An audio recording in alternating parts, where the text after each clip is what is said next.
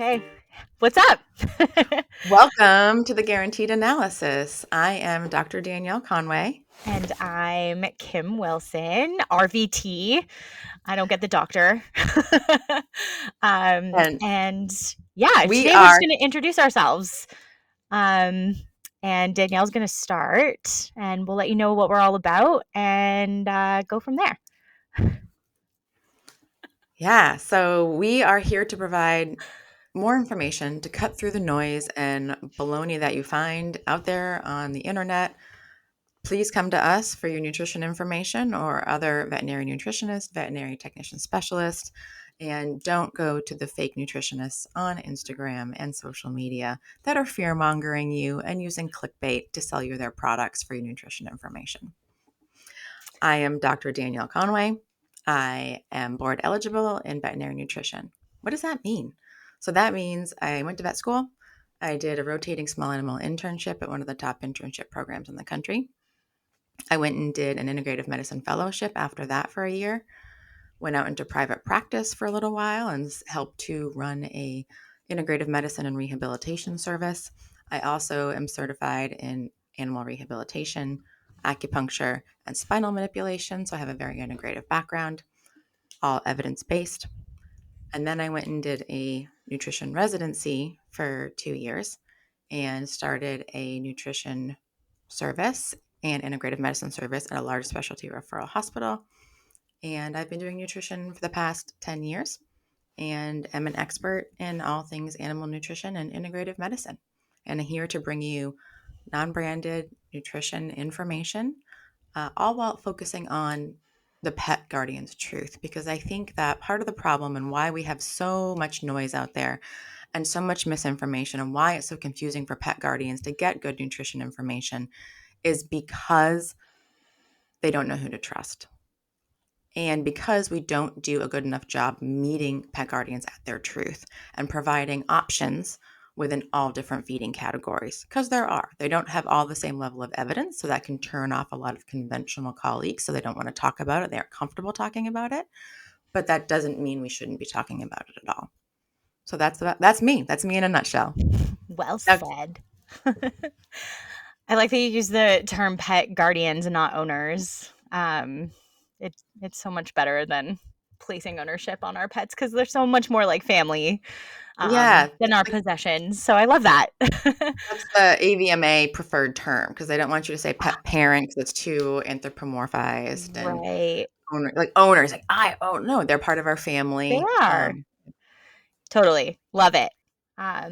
Anyway, yeah. So um, I'll talk a little bit about me. So I have always had this crazy love for animals. I was totally that little girl who would save all the animals in my backyard and that kind of thing. So I went to school and I have a Bachelor of Arts in Science. And that was not enough for me. So I found a program. I'm from Canada in Ontario. And there was a program way up north that specialized in wildlife rehab. So I applied to that and I got an advanced diploma in veterinary technology and wildlife rehabilitation. So once I finished that, I worked as the head technician and volunteer liaison at a wildlife rehab center. I loved it, but unfortunately, it's not really a lifestyle that is sustainable for multiple reasons. But after that, I got a job in GP, worked there with some domestic animals for a while, and then I applied for a job in Massachusetts in the internal medicine department. And that's where I met Danielle. So I lived in Massachusetts for about 5 years, working in internal medicine as the procedure technician, doing lots of cases. And the cool thing about internal medicine is that every disease is almost treated by nutrition. So there's always a nutrition component. And this hospital was pretty cutting edge compared to what I was used to in Ontario. So I wanted to take advantage of that. And then when Danielle came along, we just kind of fit like two peas in a pod. And I decided to do my veterinary technician specialty in nutrition with her mentorship, of course. And so I started that while I was still in Massachusetts. Oh my God. Um, and unfortunately, COVID sent me home back to Ontario. So I had to finish it there. And I received my specialty in June 2022. So I've been working as a nutritionist. Well, that's not, we don't want to say that. A dietitian, an animal dietitian. Which that's a good point. Um, We need a good title for yeah, DTS nutrition technicians. I think right, dietitian is really great. And then defining it, right? So that it's right. consistent and protected, and we need Yeah, that. So I I think a dietitian agree. is a great term. So we're going to use that. It's going to be we're coining it. I am a veterinary dietitian. So I've been working as that for a couple years now. Um, so, I'll go a little bit into what a VTS is because I think a lot of the times people understand how doctors become specialized because it's very similar to humans. But when you say you're a vet tech specialist, they don't really know what that means. So it is similar to, a residency program, but it's all self-led. So I don't have anyone really looking over me when I'm doing it. So before you start, you actually have to work 4,000 hours in nutrition alone before you can even apply. You have to be a registered veterinary technician for 5 years before you can apply. And then once you have those credentials, you start your application year. So it's 1 year of intense case studies, being completely immersed in nutrition and really gathering those. So you gather about 60 cases that you're involved in to show your skill level.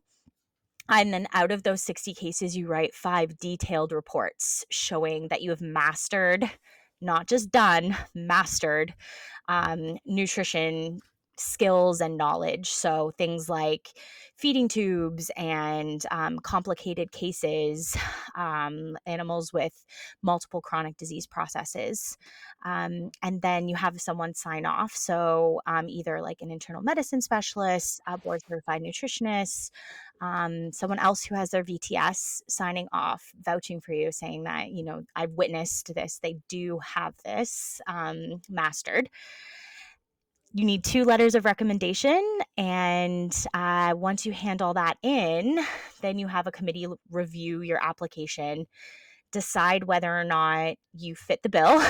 And then if you fit the bill, you get to write the boarded exam, which is about 200 questions, I think 3 hours long, of really intense nutrition questions. And if you pass that, then you're accredited a VTS in nutrition.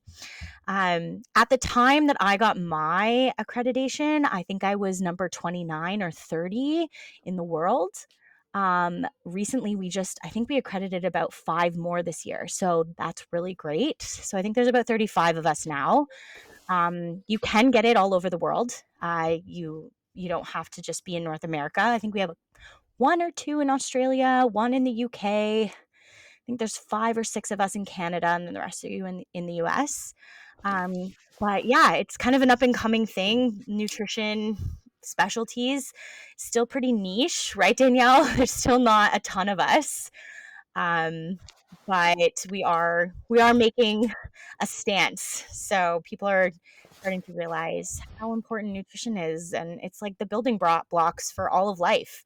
You can't really have good health without good nutrition. So Right. I mean, everybody asks, what do I feed my pet?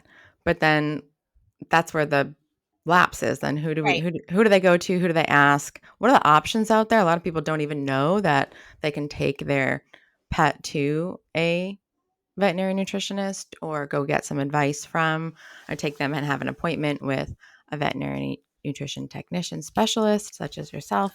They just don't even know the options are out there. So I think in our yeah, industry, we need to do a better job of letting pet guardians know that we're out here and don't wait. That's the other big thing, right? Don't wait yeah, until they're sick and don't wait for right. it to be a Hail Mary and thinking, nutrition's powerful, but it's better when it's preventative. 100%. Um, Absolutely. And, I nutrition can also be difficult because humans also eat. And so they all come to the table with their own truths, their own beliefs Yep. about what is good nutrition. And so that can make it really difficult for practitioners to want to talk about it, especially if they're uncomfortable. They just don't want to go down that road. And so hopefully, the more that we get information out there from good, credible sources, and those conversations can be had within the clinic, without, worrying about offending somebody or whatever. Because I often find that that's also why people just like they're not comfortable talking about it, and so they just skip it all together. And then, like you said, the pet owner is just left to their own devices, go on Dr. Google or TikTok or whatever, find somebody who meets their truth, and then just listen to them blindly. Yeah. Um, And this whole rhetoric that veterinarians don't know anything about nutrition is really sad and is untrue. It's one of those things where it's two things are true: duality in life, duality in nutrition and in right. medicine.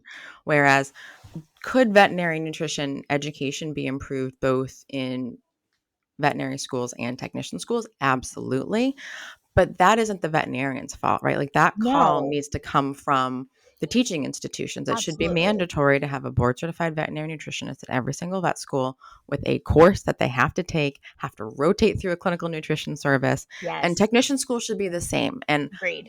there's not a lot of us, right? So, Yeah, however, there's still programs and ways to get more nutrition education into the veterinary school. So it's true definitely. that there should be more, but also they do know about nutrition, and we should be putting those nutrition conversations back in the veterinary clinics and Definitely. out of the pet food stores. Ugh, Not and yes. I don't want to like shame. I love my local pet food stores. I worked in a pet food store.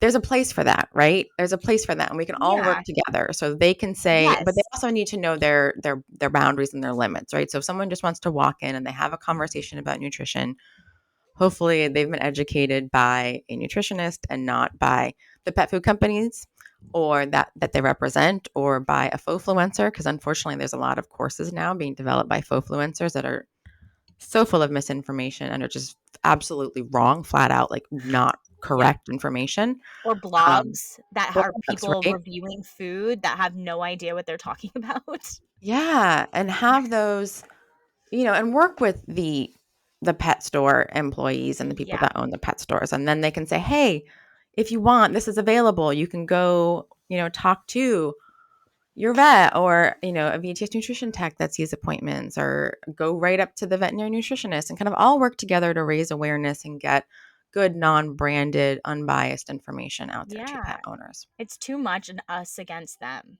Too much. Yep, Like, absolutely. it Yep. should be kind of this, like, middle ground, because there's so many options out there. Like, it's impossible for a vet clinic to know everything there is to know about the pet over the counter pet foods, like what's good, what's not good. It's Hmm. just a well. And so, having the veterinarians and the veterinary staff be able to place like good foundation in nutrition, and then having the over the counter or the pet food stores kind of fill in those gaps where, like, okay, well, what are you looking for? Okay, like, you want this kind of good nutrition, these are the options for you in your price range, and that kind of thing. So, in that perfect world, Hmm. right? Hmm. Yeah, um yeah. which is the world that we're trying to get to, right, Danielle? Absolutely. Yes, Um, absolutely. so Um, and also just helping, and hopefully in this podcast, because our target audience is both veterinary professionals and pet guardians, because I think we can talk to both. yeah, Just helping pet guardians be aware that there are resources out there for you that are accurate and safe and meet you at your truth, and then just helping to point you in those directions. yeah. And so, like, one of the things that Danielle and I really try and strive for is nutrition that is right for you. Mhm. Because it's not a one size fits all. And I think sometimes, we get really dogmatic about nutrition, especially if when it comes to treating disease processes or things like that. And something that we're really about is there really isn't one dogmatic way to do this. There's so many things that are unique to you as a pet owner, as a veterinarian, as whatever. Um, and finding the best solution to your nutrition needs, that's what the goal is. Because bottom line is, if you can't afford the food that someone is telling you to feed your pet, that's not really helpful because your pet has to eat regardless. So, something that we really try and focus on is more paying attention to the individual situation than necessarily, what is like complete best practice and that is your only option. And if you don't do that, then you're a bad pet owner. Like, we're not about that. Um, However, we always want to provide the most up to date, evidence based information so that you, as a practitioner or pet owner, can make the best decision for you, without demonizing anything. Yeah, no shame. You're not going No to get any shame. shame from us. Kim and I, we will talk about fresh food. We'll talk about raw. Yep. We'll talk about the more evidence-based, I call them evidence-based and nutrient-centric diet options. And everything. We're not going to shame anybody. No one's going to be shamed here, but we are going to hold people accountable for their information. The information has to be accurate. And I get a lot of heat on social media right now because I go after misinformation hard and fast. And I get a lot of pushback that, oh, you're a mean girl, you're a bully. No, just represent your information accurately. You can have your own opinion. Everybody can have their own opinion. That's okay. But Yeah. there's a difference between opinion and fact. Yeah. And that nuance gets very lost on social media and Yeah. even gets lost within people who don't have advanced nutrition training, like don't have their VTS in nutrition, don't have a master's degree in nutrition, don't have a PhD in nutrition, don't have, and even PhD, you got to be careful because PhD training is so specific in one area, right? So Yeah. there's somebody who helped build this pet food course that is just absolutely atrociously awful. And he has his PhD in ruminant nutrition. Right.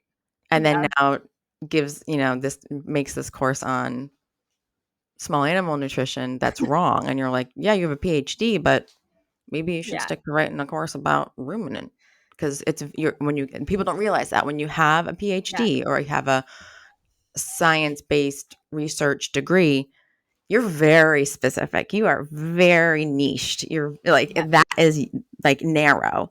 And, you're not an expert in all things when you like a nutritionist, VTS nutrition tech, or some like the University of Glasgow master's degree is amazing because you Yeah. get very broad information, but that's very accurate and evidence-based on all things dogs and cats. So knowing what advanced credentials to trust is hard too. Yeah. No, I even struggle with that at times, because you don't always get to Yeah. see, okay, what did you really do your PhD or master's in? Yep. It says that you have this in, animal nutrition. Well, what does that mean? There's always layers. Mm-hmm. And it's really hard to navigate, which is why we're here. Yep. We're going to help navigate this vast well of Yep. information that we have access to. And The other so thing that's is for people to look for, that's a great thing to ask because I don't believe in gatekeeping. You and I both agree on this. We don't believe in no, gatekeeping. We're not going to be high and mighty, which no. is hilarious. I was accused of that recently, Kim. Isn't that funny? Someone called me high and mighty specialist, and you're just sitting there on your high horse. And I'm like, Well, wow, people you just clearly look at either it that don't. way because you're Yeah, like, actually educated and have like degrees and credentials, and like, they're gonna call that out well, because, I wounded an ego. oh yeah. So then it got nasty, right? Rather than Right. staying just like, let's talk about the information. And that's hard on social media. And something that doesn't happen enough is we can have hard conversations, right? Like Glennon Doyle, do hard things. We can have hard Yeah. conversations. Brene Brown, just keep it about the facts and Yeah. don't go attacking the person. And that Heart centered. seems to be hard for people in the Instagram world, and Right. they get very offended and upset if you dare to just address the information that it's like, I'm not attacking you as a person. We're talking about the information here. Exactly. No, the information that they end up putting out, or like whatever brand that they've created, becomes part of their identity. Yep. Um, and Yes, it's very much so, hard. especially with food. Yep. Yeah, And vet especially with med. food, like we talked about, everyone has their own beliefs. Like, there is a level of like I don't know, is spirituality the right word? Yeah, There's a yeah, level of spirituality around the food that you eat yep, because it is also tied into culture and, family values and things like that, mhm, religion. yep, And so we do often feel offense if someone questions our mhm, beliefs around food or anything, even if it is wrong. Like you have to be willing because to hear the other side of things, because as much as there is that spiritual side, there's also the scientific side. It mhm, is a science to a certain degree. yep, I mean, there is a lot that we don't know about mhm, nutrition, but yeah, it's being able to bridge that gap. So that's really also what we're very much about. The other thing is that things change, and we're also very open to that. Like, there's lots of things in nutrition that we thought were true 5 years ago, and they're simply not now. yep, And you won't hear us hanging on to a belief system that is now being proven scientifically to not mhm, be true. Because we're not going to be attached to it for our identities. Like, so what? We were wrong. yeah. You only Don't make it do part of your right, personality or your persona. right. Just Like, that's the definition of a scientist, though, right? Like right, scientists, we will go where the data leads us. And it's not just one yes, study either. People don't really right, understand that. And it's kind of a tricky concept. It's called the greater scientific consensus. And what that means is the greater scientific consensus is like the conclusion about what we know about a particular subject. So about nutrition, and maybe let's talk about like, ooh, let's go right into it. Raw food diets, right? Okay, so raw food diets. There's a whole lot of literature out there saying that there are legitimate safety concerns, both for the pet and for the people handling the food, that are real. It's a risk. Is it small? We don't know the degree of risk yet, but it's there. And people think, oh well, just one study said that, and we're now going to base all of that's why let's make all the recommendations based on one study. And no, studies have limitations, studies have flaws. There is no perfect study out there. It doesn't mean we right. shouldn't be doing them, but that's why you do lots of studies, right? That's why there's lots of different research labs doing lots of different studies. Hopefully, they kind of come to the same conclusion. And when they do, that is your general scientific consensus. Yes. So we can meet people at their truth. And to Kim, to your point, that's very, very accurate. We don't know everything. Science changes, but we also can't just completely ignore the scientific consensus, right? Like it's saying that raw food is has some safety concerns. Yeah. Can you But it still do raw food? Yes, you yes. can. And 100%. there still are, and right, not but, and there still are safety concerns. And so that's something that's very nuanced that somebody with advanced training can walk and guide you through. And one thing I Yes. see on social media that, oh my gosh, makes me crazy is people leading them, like leading your people following you to a conclusion. Yes. Where if you're a true professional, like Kim, when you're seeing appointments, when I'm seeing appointments, we don't tell people our opinions. No. Rarely. Unless they specifically ask for it, I will share that information. But I try not to. I don't want to bias them with my opinion. My job, your job, a professional's job, a licensed professional's job is to provide all of the options. You give them the pros and cons, you give Yep. them the cost, you talk all about it, and then you let them decide. You let the pet Yeah. owner decide with their own budget, their own lifestyle, their own unique pet, what they want to do. And so when people are like, this is the only way to feed, or this is Yeah. terrible, or this is, No. it makes me crazy because it's not that black and white. It's not that simple. And that's a dead giveaway. So if people who are listening to this are pet guardians, like, I don't know who to trust, or even veterinary professionals, I don't know who to trust. Somebody who tells you, like, with black and white definity, this is the only thing that should be serving all pets.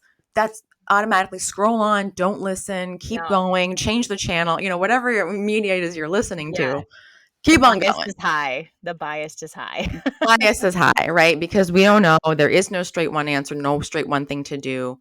And my issue with a lot of the information coming out there, I think fresh whole food is incredible. And we're getting more evidence behind why it's beneficial, how it's beneficial. Um, but I hate the shaming and the fear mongering that comes with it because they're Yeah. just to do fresh well, to do raw and fresh well, it's hard and it's expensive. Yep. And we're trying to find ways to make it easier and less expensive. But it just It's And hard to do, and I straight up, would rather friend, have I someone don't do that. feeding.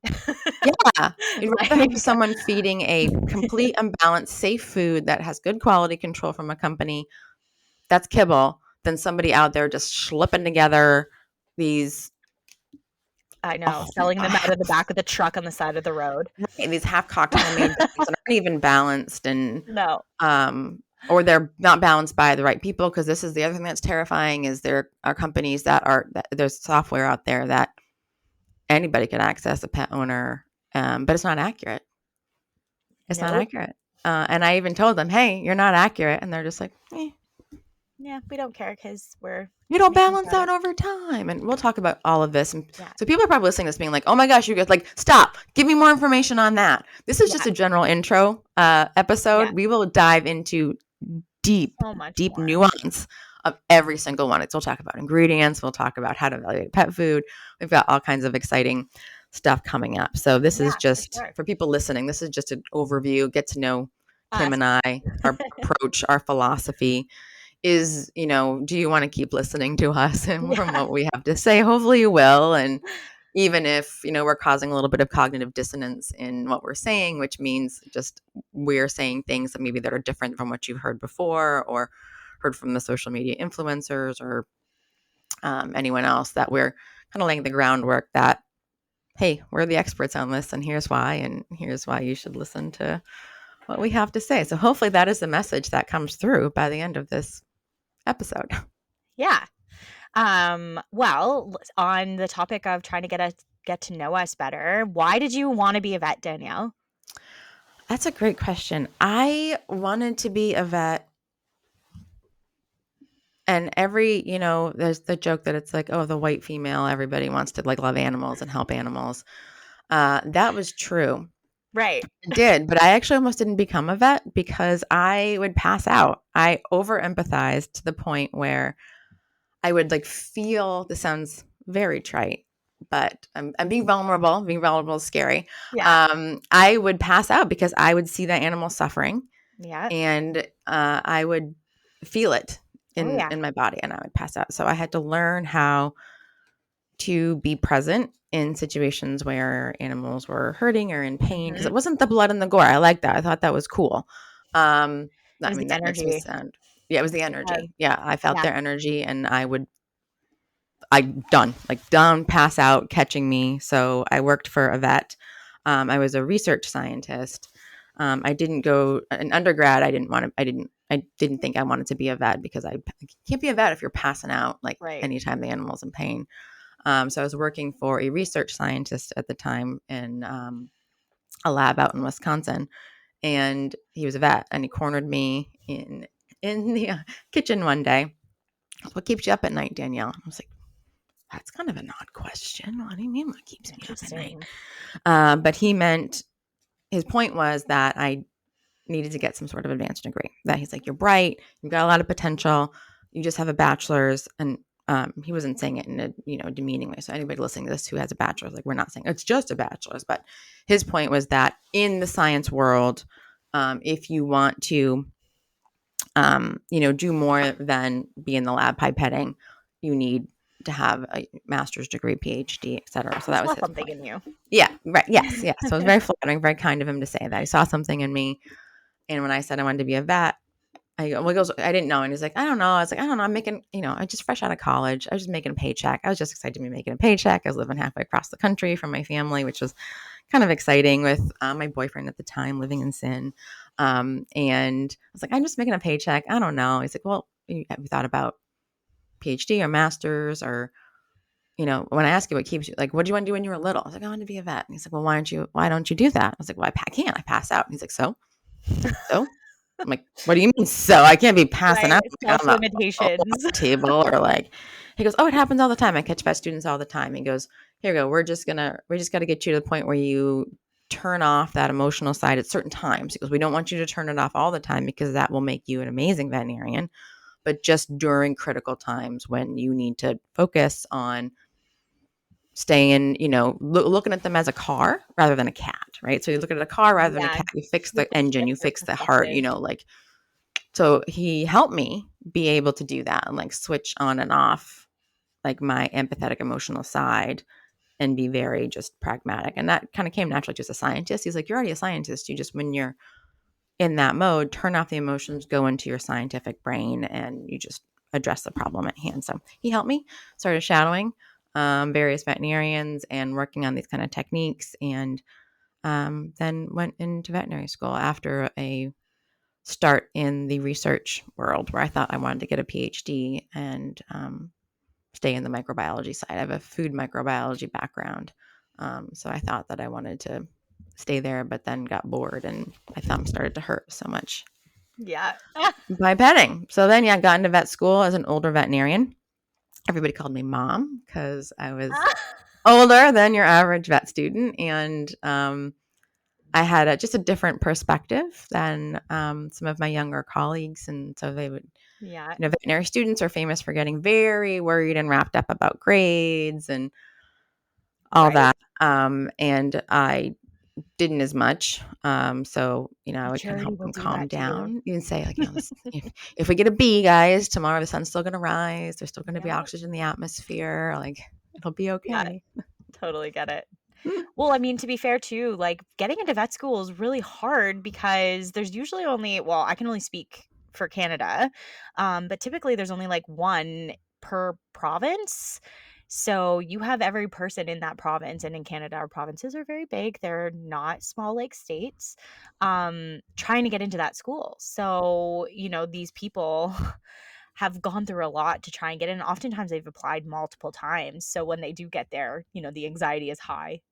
Yeah. Uh, Oh, yeah. so Oh, yeah. Well, yeah. It's kind of, I know. Like this is could be a whole other podcast episode about how broken our academic system I is know. and how it just really focuses on all the wrong things. It really, but then what else do you focus on, right? To their point, they're like, well, what else are we supposed to focus on? How are we supposed to evaluate thousands of applicants Yep. for, a few spots? Like they use grades, they use GRE scores, they Yep. use some like experience, and they like, Interviews. research. If you have a research background, they like it if you have a broad and diverse background. You've done a lot of interesting things to kind of set yourself apart to get into vet school. So I really had to focus on that to get into veterinary school because my grades were good, but they weren't perfect. Yep. Um, and I guess that did give me some perspective on, hey, you don't necessarily need to have the straight. And actually, interestingly, sometimes that the kind of the personality traits that you have to get straight A's may not lend itself best to a like real life clinical situation of like making quick decisions. So And often. Yeah. you're very critical, right? You're hypercritical, you're a perfectionist, and then you get out and practice, and you're Yep. criticized all the time. And so is that part of the reason why we have such a high suicide and burnout rate in veterinary medicine, is because we're self-selecting for these Yeah. hyper perfectionist, critical, I'm gonna, the world's gonna end if I don't get an A in everything kind Yeah. of people. It's so convoluted and like complex. Um, I'm sure that personality on top of just the job itself, you put things together. Um, Healthcare period. We were talking about energy.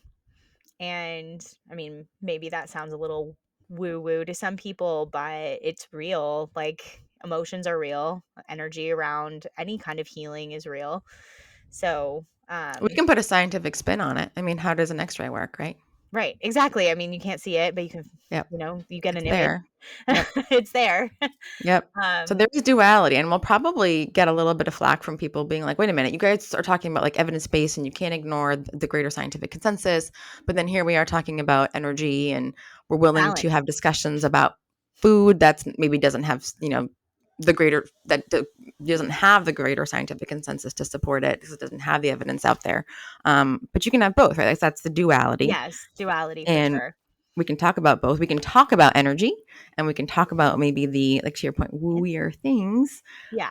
while still also maintaining true to the need for science. So we're not going to abandon. No, no, no. That's the balance between the two. Yeah. You can't have one without the other. Right. To me, it's that balance, the balance between, the things that we can explain, and the things that we can't explain. And the things that we can explain are always going to come down to kind of our own experiences Mhm. and, what we've seen, but we'll always make sure that we tell you that. Like Yep. that, in my experience, Yep. that doesn't mean that I have scientific research to back it up. Um, and so you got to take it with a grain of salt because it's just what I've been exposed to on my journey, Mhm. or Danielle has been exposed to on her journey. So, but yeah, we'll do our best to make sure that we Yes. are very clear about when we're kind of talking about that gray area that we don't really understand but does exist, Yep. and the stuff that we do know because of research and evidence. Mhm. Um, but Perfectly said. so, um, Linguistics matter. That's why there's an yeah, entire specialty on linguistics and right, language and word choices. Is totally, we'll just say like this is our opinion or in our experience. So if you hear us say those things, like Kim just said, that means that there isn't a whole lot of evidence to back it up. Or right. even if we say like if we start talking about, oh, what is the ideal diet for like an oncology patient? God, We that's don't loaded. know. Yeah, We right? don't Like, know. we don't know. It's in I don't think we'll ever know, right? Like, I don't know that we'll ever know that, Right. because it's individual and it depends on the type of cancer, and but we'll that'll be a whole other episode is, like, how Yep. to feed an oncology patient, but we'll say that. We'll be very transparent in saying, "Hey, Yeah. we don't know. There's no evidence to back this up, um, This and is then we'll just give you our my belief. opinion. Yeah, this is our take based on the data that's out there Yeah. combined with our clinical experience. It's evidence-based, right? That actually is evidence-based medicine. Most people don't realize that it's trifecta. It's three things. Right. Evidence-based medicine, it's a whole diagram and it's the joining point between the latest scientific data and evidence, the research, plus the patient's needs, wants, beliefs, and then the practitioner's experience. So it's that Yeah. perfect blend of all three things is the true definition of evidence-based medicine. Whenever someone says evidence-based medicine, usually people jump right to, oh, what the research says. Oh, what the research says. And it's like, well, we don't want to just base our clinical decisions on just the research because No. research is fallible. It's constantly changing. Um, research, you need money for research. And so there's a lot of Yep. modalities or smaller pet food companies that are going to have trouble getting funding because Yep. money, that's what research comes from. So we can't, if we only made decisions based upon Research. only research, Yeah. there would definitely be a bias to that, right? So it would be towards Totally. the best funded, You but not also to say, you can't know, patent food. right, So, right, there's exactly. But not we're much also in not going to ignore the good research that's coming out of that either, because I see No. people weaponize that, right? They say like, "Oh, only the big three do research," and Oh, no. so only that's the reason why That's that also says not that. So we true. should ignore that all and just go with feeding raw or fresh. And it's like, yeah, no, no, No, that's not true either, right? no. Like that's too Do they black and white. contribute because they have money? Yeah. Yeah, And that's important too. Like, again, without the demonizing of things, like, yes, the big three, there's controversy around them, but also the reality is I've read some really good studies coming from some of those companies, yeah, and they've changed nutrition for the better. They've helped pets because of heck their yeah. research. And You will so, never hear Kim or I shame no. them. So we mentioned the big three. What is the big three? The big three is Hills, Purina, and Royal Canin. So they are what I consider to be science-based, nutrient-centric, meaning that they formulate their diets to meet a specific nutrient profile, and they choose their ingredients in their foods to meet a specific nutrient profile. And they get vilified and they get raked through the mud. You can hear some really horrible things about these companies out there that are just blatantly untrue, absolutely blatantly untrue, Yeah. and are slanderous and unkind. Really, no need for it. So those are the big three, and they do a lot of research. They support the veterinary community. They do a lot of really great things, and a lot of the evidence we have out there and the information we have out there about nutrition that are, in our textbooks and are from the big three. Now, Yep. could And there that's be not a to potential for bias there? There could, Yeah, and that's not to but say they don't have flaws. right. They're not perfect. Um, Well, each company has its own formulation philosophy, right? Like everybody exactly. practices medicine differently. There's an art in medicine, there's an art in nutrition. So, Absolutely. you just take like all of the data that comes from all the different sources to Yep. decide, how that would fit the patient best. That's how a nutritionist works, is you look at all the options out there, all the research out there, and then you compile it, and then you make your recommendations accordingly. Yep. There. So Kim, we Yeah. talked a lot about me. What led you down this path of Oh animal man. care and nutrition? So I mean, like I said earlier, I have always loved animals. It's always I've been drawn to them like more than people.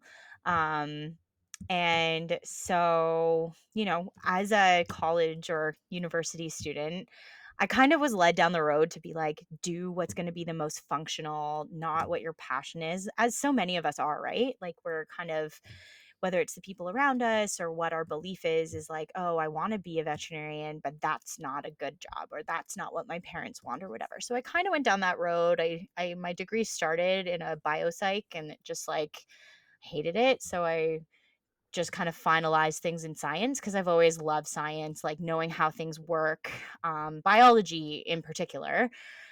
Um, and then I'll be honest, and I'll give a shout out to her, my best friend. When I was taking a year in between my BA, I didn't know whether I wanted to go into radiology and be a MRI technician because I love seeing inside the body, or a vet tech. And we were at a cottage and just having a conversation. And she looked me in the eye and was like, "You have always loved animals. You're crazy if you don't go to school to help animals." And that was it for me. She was my best friend, knows me better than anything. And I was like, all right. So that's why I did the wildlife.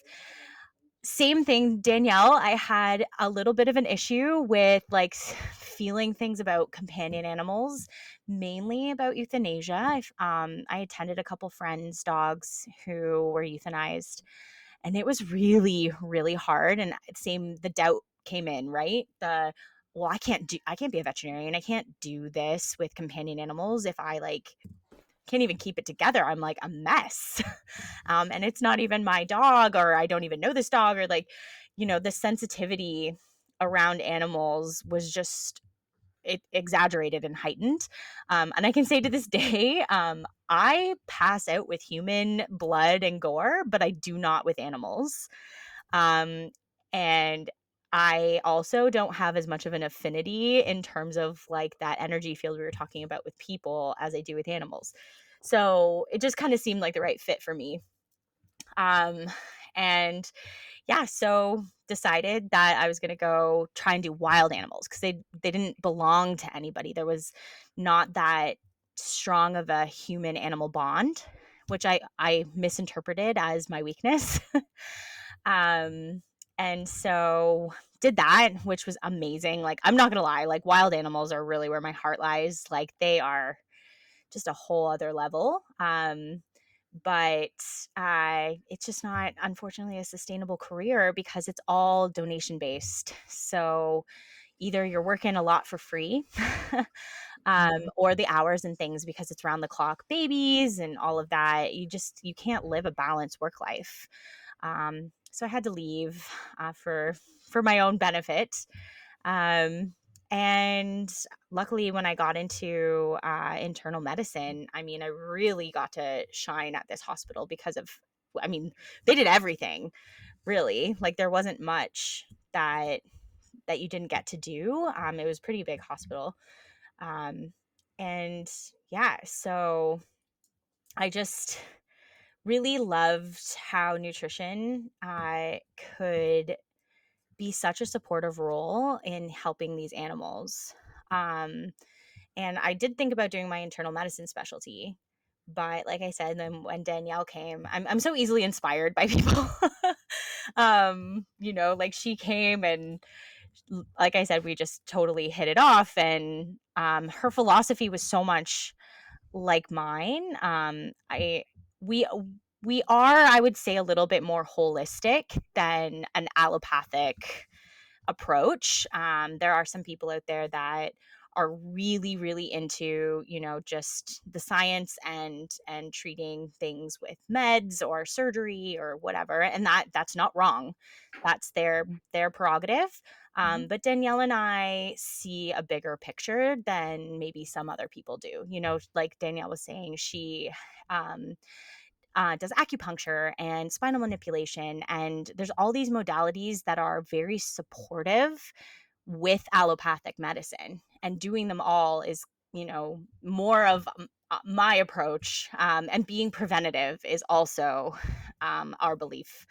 The healthier that you try and eat and exercise and do all these things, you're going to ward off the meds or the chronic disease a little bit more successfully than if you don't. And that is science based. Yes. Yep. So I think that really like pulled me in was your approach was so your philosophy and your beliefs were so much like mine.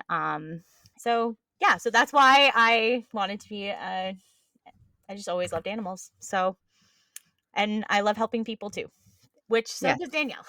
I think that's another way that we align is that I would say we probably love people almost as much as we love animals. Yep. Animals is like here, but people's pretty Yeah. dang close because you and I both really genuinely want to help the people that are Yes. attached to the animal Yeah. almost as much as we want to help the animal, Yeah. which is not that's not always what is attracted to veterinary medicine, right? Like No, there are a no, lot no. of people who just don't want to deal with the clients at all, the pet guardians, and that's fine. That's not a knock. That's not a shame. No. It's like pediatrician being a pediatrician's hard, and that pediatricians probably love the kids the most, but you still got to deal with the parents. Yep. I mean, there's so many similarities in Yes. in in that. But you're totally right. It's a little bit of an unfortunate situation, but I do get some clients that come in and they really haven't been heard um, Mhm. by whoever their veterinary staff is or whatever. And that's not Mhm. also the veterinarian's fault. I Yeah. think we all know that there is a shortage right now of not only veterinarians and veterinary staff, but also just support for them. Um, and so I think everyone is feeling it, like from the veterinarian downward to the pet themselves. Mhm. Um, Mhm. and so that is something that I always like to also integrate into consults is just trying to make sure that the owner feels heard and that I've listened to them. Because I Mhm. think that goes so far and honestly saves everyone so much in the long run, and you can just get to the solution faster. So, yeah. Absolutely. And that's kind of why we're here and why we're Yep. doing what we're doing is to that pet guardians feel heard and get good quality, safe Yeah, nutrition and reach more people, information. Yep. because like we said, there's not a lot of us, Right. and the more people that we can reach, the better. So we thought starting a podcast was a good way to do that. Yep. And Um, help and empower our colleagues because that's a whole yep. other episode. But veterinary nurses, veterinary technicians, whatever you want to call it, it's very political.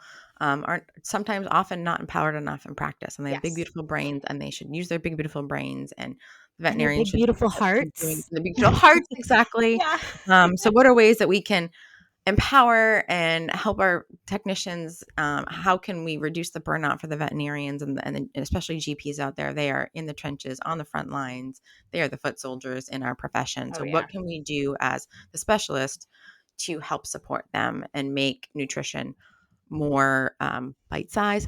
Wink, wink. More bite size.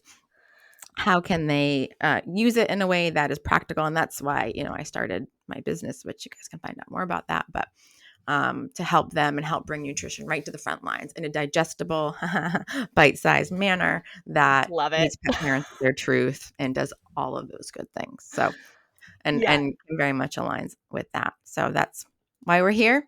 This is who we are. Why we do what we do. Yep. Hopefully, you will choose to continue to listen along, and we'd love to have you with us. We'll put in some ideas for what we should be called. Because every podcast has what they call their followers. So we'll Yeah. ask what do you like? Would you want to be called the wellness herd, the nutrition pack, the balanced bunch, the feed masters, The feed masters. the formula friends? Oh my gosh. These are great. Yeah, so we'll be on the lookout. Cast your votes. We'll kind of do like a group poll, what everybody wants to be called, Yeah. and we'll Um, tackle all the nutrition stuff, the hard stuff. We're not gonna shy away from it, right? We're gonna tackle it no, all. there's no topic that we will be uncomfortable to Mm. discuss. So you can throw questions at us as well, and we'll do our best to answer it. So yeah, until next time, I'm Kim, And and I'm Danielle. that's What Danielle. do I call myself? I don't Should I call Dr. myself like Danielle or Dr. Dr. Danielle? Okay, Danny. that's better. Yeah, I didn't even think about that. I'm like, I just go with Danielle, but I also want people to like.